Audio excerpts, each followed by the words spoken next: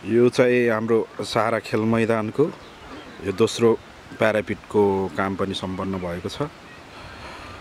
यहाँ देख्न सक्नुहुन्छ यो चढ्नको लागि खुड्किला पनि बनाइएको छ। यो चाहिँ हाम्रो नयाँ प्यारापिट भयो।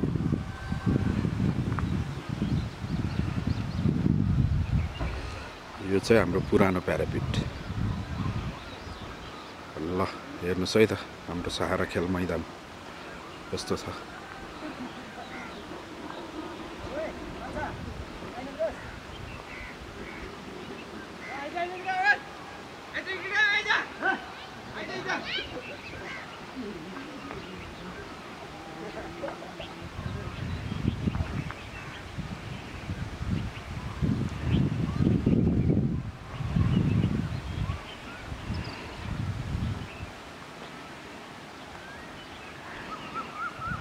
र यो पारीको चाहिँ जैमिन नगरपालिकाको बन्दै गरेको प्रशासनिक भवन।